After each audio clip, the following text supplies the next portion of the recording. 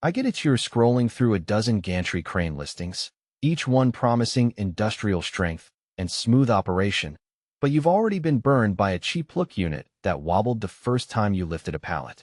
The fear of splurging on a piece of equipment that looks great on paper, yet turns out to be a headache on the shop floor is real, and that's why I'm doing this deep dive before you hit Add to Cart. Link is in the description if you want to check the product details on Amazon. First off, the Vestil AHA 2810 is an aluminum gantry crane that slots into a niche of mid-sized shops and small-scale manufacturing floors. It's not a giant overhead crane you'd find in a warehouse with 10-foot aisles, but it's also not a flimsy, home garage jig. The 8-foot span and 10-foot adjustable height make it tall enough to clear most standard pallet racks, while staying compact enough to roll into a corner when you're done. The real question is whether that sweet spot matches the kind of loads you move day to day. Who should consider this crane? If you regularly handle loads up to 2,000 lb, think heavy metal sheets, bulk bags of raw material, or fully loaded pallets of components, and you need a portable solution that can be repositioned without dismantling the whole system, this is a solid candidate. The aluminum frame is welded, which eliminates the rust concerns you'd get with a steel tube crane in a damp environment. The 4 swivel glass-filled nylon casters are a nice touch. They roll easily on concrete. They're quiet enough that you won't be startled every time you shift the crane, and the nylon core resists cracking when you run over small debris. Now, who should skip it? If your operation revolves around loads that regularly exceed the 2,000 pounds rating, say, large engine blocks, heavy machinery bases, or bulk steel coils, you'll quickly find the crane flirting with its limits, especially when you add the weight of any rigging or spreader bar. Likewise, if you need a crane that can be mounted permanently to a concrete slab or need to integrate it with an existing overhead rail system, the AH 2810's freestanding design won't cut it. It's built to sit on the floor, not to bolt into a structural beam. Let's talk about the practical strengths that show up once you get it out of the box. Adjusting the height is straightforward. You hook a forklift or a portable hoist onto the built-in lifting points and crank the crane up or down. Because the adjustment points are reinforced and spaced evenly, you won't notice the dreaded creep that some lower-priced models have when the load shifts.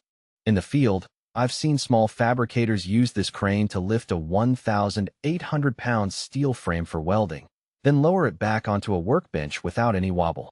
The casters lock in place with a simple pin, so once you've positioned the crane over a pallet, you can engage the lock and the unit stays put even if someone bumps the floor.